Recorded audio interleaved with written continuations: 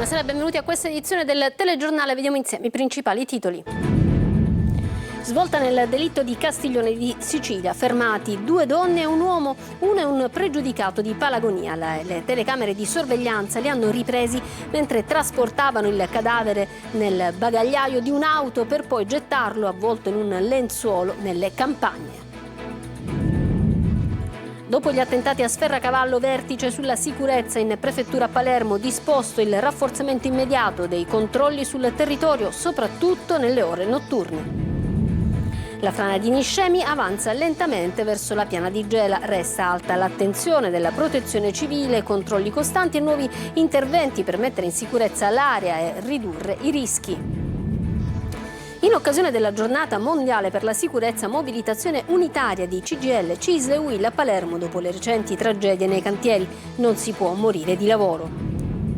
Catania, la rinascita di San Cristoforo, stanziati lavori per 21 milioni di euro con il decreto Caivano. Obiettivo: restituire dignità e sicurezza a uno dei quartieri più caratteristici della città. Sempre a Catania, grande attesa per la 18ª edizione di Un Gol per la Solidarietà, che domattina riunirà allo Stadio Massimino 20.000 spettatori, tra i quali tantissimi studenti. Calcio e spettacolo con dedica a Niscemi, colpita dalla frana. Con l'incasso della partita sarà realizzato un parco giochi. Scatta domani l'avvicinamento del Catania ai play-off. Dopo qualche giorno di allenamento in sede, il gruppo di Toscano la settimana prossima andrà in ritiro a Veronello.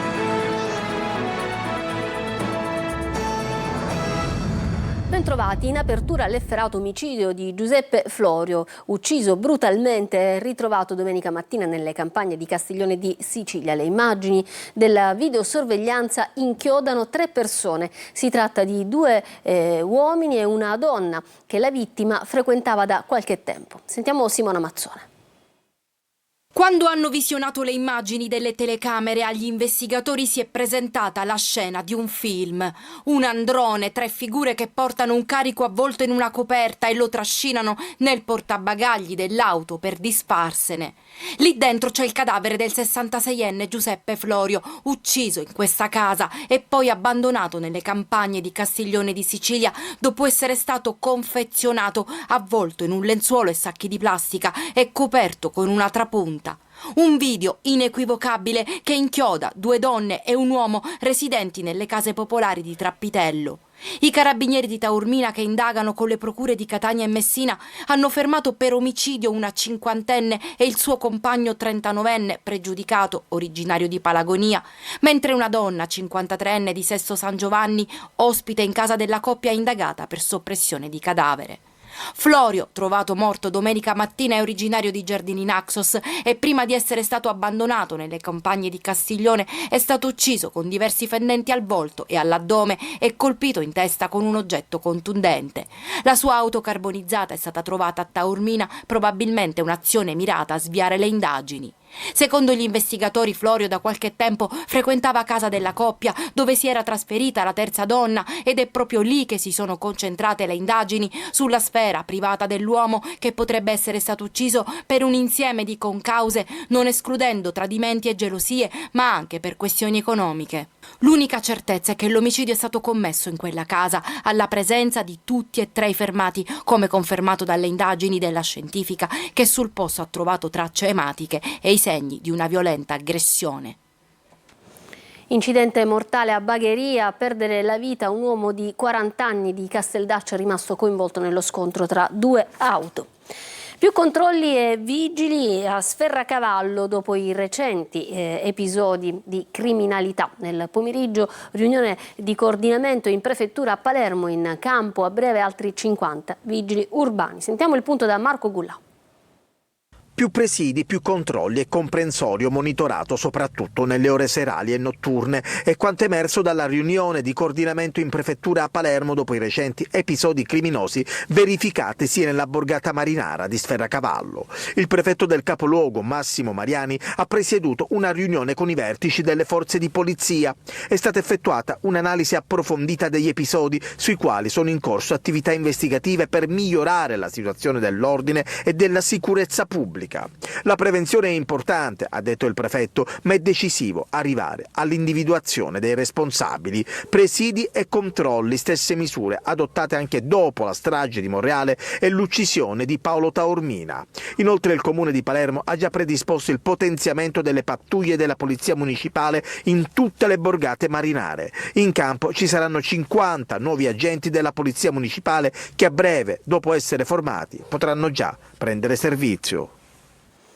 Francesco Cerritto, ex direttore del Dipartimento Sociosanitario dell'ASP di Palermo, ha patteggiato una pena a 3 anni e 6 mesi per l'accusa di corruzione. Il dirigente dell'azienda sanitaria era stato arrestato dagli agenti della squadra mobile insieme al commercialista ed ex presidente della Samot, Mario Lupo, mentre riceveva dei soldi all'interno di una bomboniera nel parcheggio dell'ASP.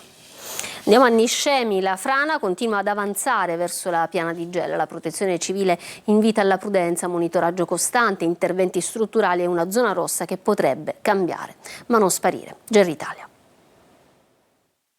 La frana di Niscemi non si ferma, si muove lentamente ma in modo costante, avanzando verso la piana di Gela. A confermarlo è il capo della protezione civile Fabio Ciciliano, arrivato in città per una riunione operativa con le autorità locali. Sotto osservazione c'è soprattutto la retrogressione del Ciglio, il punto più delicato del fronte franoso, un fenomeno che impone controlli continui e di lungo periodo, una situazione che in realtà non è nuova per il territorio. Il movimento del terreno accompagna la storia di Niscemi da oltre 2 secoli, ma oggi la priorità è ridurre i rischi e mettere in sicurezza l'area. Sul tavolo ci sono interventi concreti, 2 progetti distinti ma destinati a procedere insieme. Uno che riguarda la demolizione dei manufatti e degli edifici che vanno demoliti, con la parte che riguarda i contributi ovviamente ai cittadini, e dall'altra la messa in sicurezza del versante con la riprofilatura di quella che è attualmente il coronamento, cioè il ciglio della frana, per fare in modo tale che quello che è accaduto alla fine del mese di gennaio possa evitare di ripresentarsi. E ricordo che solo per un caso fortuito, fortunatamente, non abbiamo ricevuto neanche un ferito. Resta però il nodo della zona rossa. Alcune aree sono già state riaperte, come la fascia tra i 100 e i 150 metri, ritenuta oggi sicura, ma il perimetro complessivo potrebbe ancora cambiare. Stiamo lavorando anche in questo, è ovvio che non sarà possibile ridurla a zero, questo è ovvio. Stiamo ragionando per eventualmente ridurre ancora un po' di più, però è ancora presto, bisogna aspettare ancora qualche tempo, forse qualche settimana. Nel frattempo Niscemi continua a convivere con la sua frana, una presenza silenziosa ma costante che impone attenzione, memoria e interventi mirati. Sicurezza sul lavoro, assemblea dei sindacati davanti a Palazzo d'Orléans a Palermo. Non si può morire di lavoro, è l'incipit della manifestazione dopo le tragedie e le ultime tragedie legate appunto alle morti bianche, proprio oggi nella giornata mondiale per la salute e la sicurezza sul lavoro. Marco Gulla.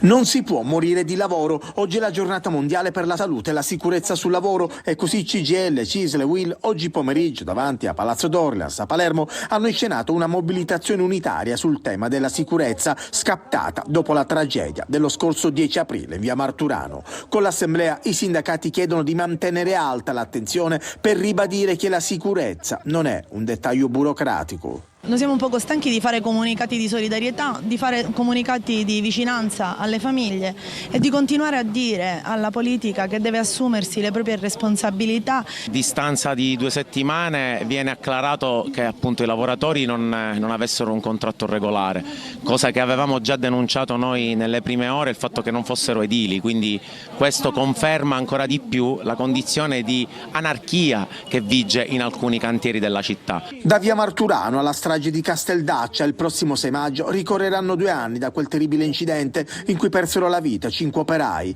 Alla manifestazione di oggi presenti figli dei lavoratori. Siamo qui oggi in rappresentanza perché la cosa che ci dispiace molto è che da parte delle istituzioni inizialmente è arrivata delle belle parole semplicemente, pochissimi fatti. Aspettiamo in primis che sia fatta giustizia. In primis, e come secondo che qualcosa cambi dalle istituzioni, più controlli, più pene, le pene dovrebbero essere più severe per chi non rispetta tutte le leggi.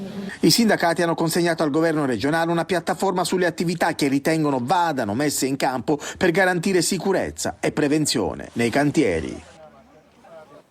A Trapani funerali blindati per il collaboratore di giustizia Bernardo Pace, sulla cui morte indaga la procura di Torino. Si sarebbe suicidato in carcere. Pace aveva iniziato a collaborare con i magistrati di Milano. Da febbraio aveva raccontato gli interessi economici di Matteo Messina Denaro in Lombardia. Sentiamo Laura Spanò.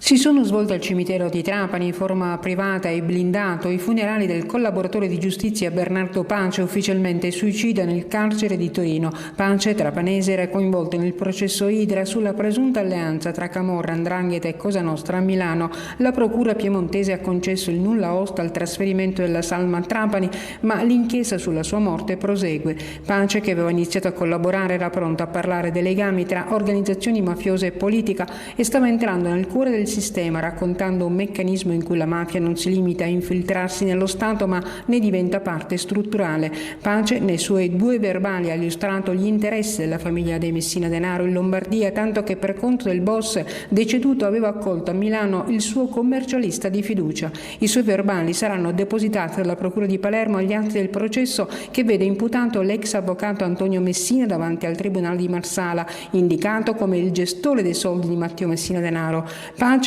ha fatto il nome di Antonio Messina indicandolo tra i referenti operativi del sodalizio che a Milano era gestito da Paolo Errante Parrino, imparentato con i Messina Denaro, raccontando il suo ruolo di intermediario. Il sindaco di Adrano minacciato con una lettera recapitata a casa. Solidarietà dalla parte dell'ANCI e del mondo politico. Il primo cittadino dice: intimidazione inaccettabile che colpisce anzitutto la mia famiglia, ma non mi fermeranno. Orazio Longo. Atto inaccettabile che lede la persona e i principi del confronto democratico. Così l'ANCI Sicilia esprime solidarietà al sindaco di Adrano Fabio Mancuso, raggiunto da una lettera intimidatoria con insulti e minacce. La missiva è stata recapitata nell'abitazione del primo cittadino, che ha presentato una denuncia alla polizia. Non è la prima, non sarà l'ultima. Mi dispiace che l'hanno recapitata a casa, che era proprio l'intento. Si indaga sui motivi specifici del gesto. Il sindaco, che sottolinea che tutto questo non fermerà la sua azione politica, denuncia un clima d'odio. Sicuramente c'è una quantità di odio che va al di là del confronto democratico, fatto da soggetti che c'entrano poco con la politica, anche con noti precedenti penali, che giornalmente fanno TikTok o altro sui social, si inventano di tutto e di più. Solidarietà a Mancuso dal mondo politico, con una nota del coordinamento regionale di Grande Sicilia, MPA.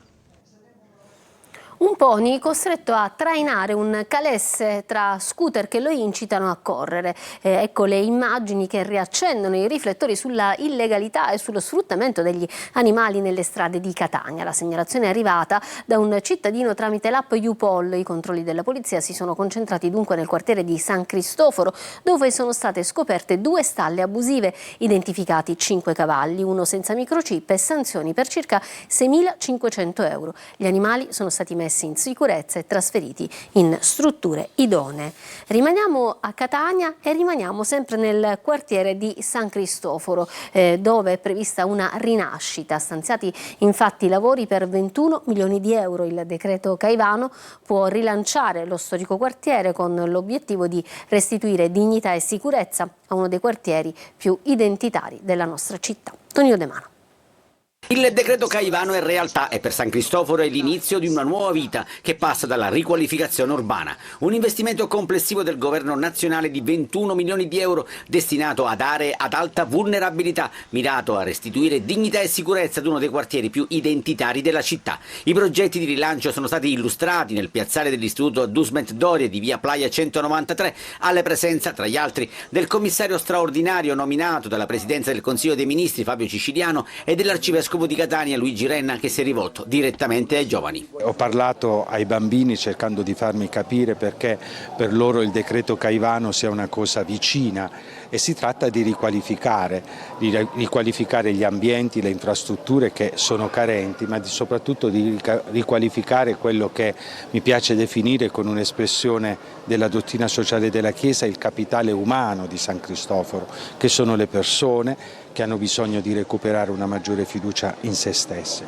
Oltre ad una nuova scuola con annessi nuovi spazi sportivi da realizzare nell'area dell'ex conceria, gli interventi riguardano la riqualificazione di Via Playa, la nuova palestra annessa all'Istituto Madonna della Provvidenza, un centro comunale di raccolta differenziata, la riqualificazione dell'ex mercato coperto e la rigenerazione di alcune piazze di largo Don Pino Puglisi, cui si riferiscono le immagini.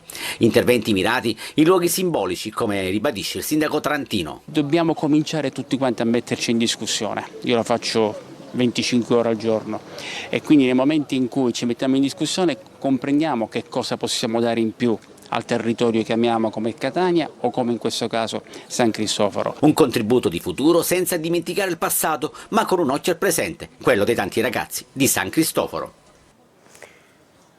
I consiglieri comunali del Movimento 5 Stelle Graziano Bonaccorsi e Giannina Ciancio lanciano l'allarme sul progetto di ampliamento del porto di Catania che minaccia la scogliera d'Armisi. Annunciate iniziative di mobilitazione e sensibilizzazione per fermare il piano, ci racconta tutto Roberta Lunghi.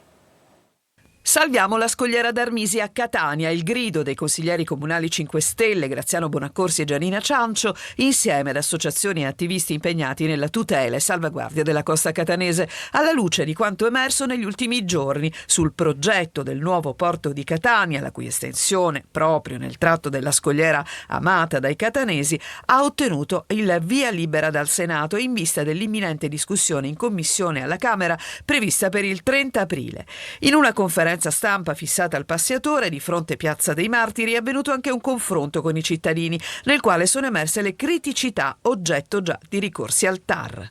Stanno cercando di rubarci un tratto di costa che ha un'importanza dal punto di vista naturalistico, geologico e biologico straordinaria. Ci sono delle difformità nel progetto che destano molti dubbi. Non condividiamo quasi nulla di questo progetto, che prevede nuova cementificazione, che prevede, ora abbiamo la conferma, un'estensione sia a sud che a nord in aree di pregio naturalistico e storico per la città di Catania. Critica la posizione circa l'iter delle osservazioni al piano regolatore del porto. Tutte le osservazioni, tutte le prescrizioni che abbiamo chiesto al sindaco di fare presente all'autorità portuale sono state puntualmente disattese. I consiglieri comunali hanno anche annunciato che proseguiranno con altre iniziative che puntano a un'opera di sensibilizzazione per impedire che il piano possa diventare realtà.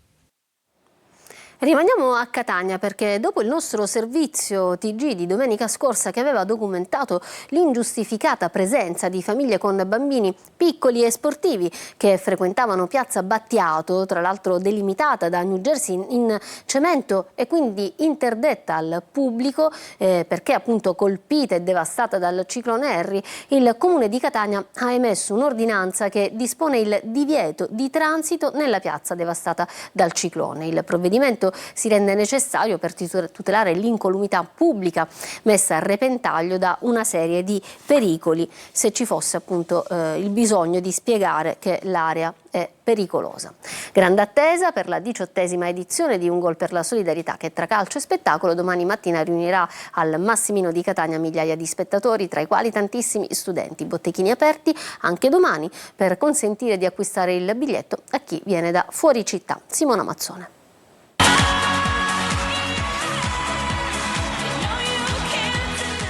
Un Gol per la Solidarietà compie 18 anni e per questo entusiasmante compleanno è già pronta una grande festa. 18 anni di fatica ma 18 anni di soddisfazione per un evento che oggi a livello nazionale può contare davvero la presenza di tantissimi artisti sportivi che hanno dato e che daranno visibilità alla città di Catania.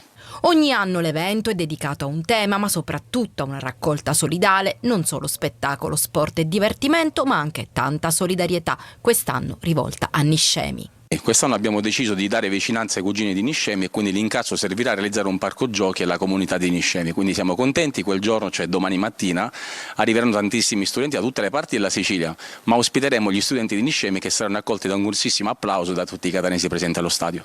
Tante sorprese e ospiti eccezionali e poi l'attesa madrina, la conduttrice e influencer Eleonora Incardona. E per i ritardatari nessun problema, botteghini aperti anche domani mattina. C'è grandissima adesione da parte delle scuole catanesi e non solo, appunto per favorire chi verrà da fuori Catania. Domani mattina alle 8:30 i botteghini saranno aperti per consentire appunto agli studenti e non solo di prendere parte all'evento acquistando il biglietto di Curva Nord. Appuntamento a domani per un mercoledì di grandi emozioni a partire dalle 10:30 allo stadio Massimino. Ha preso il via dal porto di Catania la quarta edizione di Vela e Salute, l'iniziativa promossa dalla Lega Navale Italiana per portare in 13 porti siciliani messaggi di inclusione sociale, legalità e soprattutto prevenzione sanitaria. Sentiamo Emanuela Corsi. Dal porto di Catania prende il via la quarta edizione di Vela e Salute, promossa dalla Lega Navale Italiana nell'ambito del progetto nazionale Mare di Legalità. Una circonnavigazione dell'isola in barca a vela che quest'anno toccherà 13 porti per portare messaggi di inclusione sociale, legalità, tutela della salute e sostenibilità ambientale. In ogni porto è prevista una sosta di almeno 2 giorni con attività in mare, incontri divulgativi, momenti di prevenzione sanitaria dedicati a studenti e cittadini. Avremo degli spot, quindi del gazebo organizzati da Mare Vivo, dall'associazione appunto che cura la fibromialgia. Ci saranno dei momenti appunto di discussione sia a bordo che a terra con le altre associazioni e ovviamente parleremo sempre di talassemia e avremo anche della possibilità di poter usufruire di alcune autoemoteche per appunto fare una raccolta sangue. Il nostro compito è quello di sempre essere presente nelle attività in cui c'è sensibilizzazione nei confronti della sanità e della salute. Il Garibaldi, come unica azienda al centro della città, ha questo compito e questo dovere di farlo. Al centro del progetto ci sono le cosiddette barche della legalità, imbarcazioni confiscate alla criminalità organizzata e affidate alla Lega Navale Italiana per finalità sociali e culturali. Da Catania la navigazione proseguirà verso Riposto, Milazzo, Capodorlando, Palermo, Castellammare del Golfo, Trapani, Mazzara del Vallo, Sciacca, Pozzallo, Marzamemi, Siracusa e Augusta, dove l'evento si chiuderà il 29 maggio. Ci fermiamo per una pausa, tra poco lo sport, il calcio.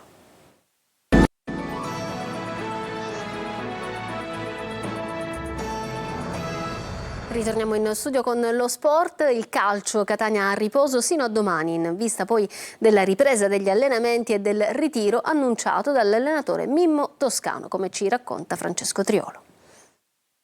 I play-off come ultima possibilità di centrare quello che è sempre stato l'obiettivo dichiarato, la promozione in Serie B. Il Catania vuole tentare sino in fondo e per questo non vuole lasciare nulla al caso. Mimmo Toscano ha deciso, d'accordo con la società, di isolare la squadra in quelli che saranno giorni fondamentali per preparare la seconda fase del campionato. Così tutti in ritiro dal 5 maggio almeno sino al 10 si va a Verona, centro sportivo di Veronello, ha annunciato il tecnico dopo la partita con l'Atalanta, dove le porte saranno chiuse, anzi blindate. Niente foto, video o conferenze stampa, solo lavoro e sudore.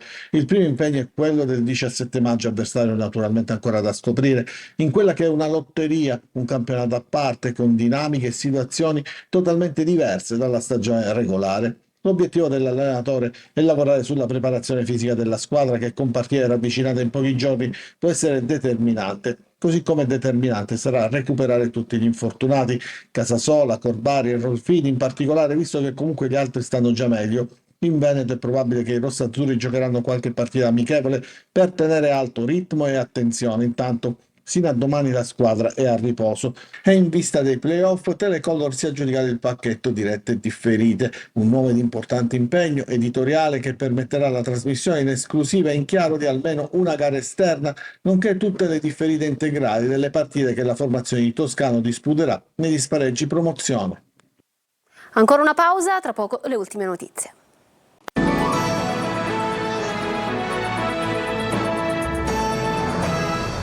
Ritorniamo in studio. Prima di chiudere ancora una notizia, andiamo a Palermo. 3 studentesse e un insegnante del 5º anno del liceo dell'Istituto Maria Adelaide a Palermo appunto sono rimasti feriti per il crollo di calcinacci dal soffitto mentre si trovavano in classe per una lezione. A soccorrerli per primi alcuni compagni, alcuni alunni, poi l'arrivo dei vigili del fuoco e l'aula che è stata dichiarata inagibile e messa in sicurezza. Questa dunque era l'ultima notizia per questa edizione di TG Sicilia. È tutto da parte mia e dei tecnici della regia che hanno lavorato a questa edizione. Un ringraziamento e un buon proseguimento di serata. Arrivederci.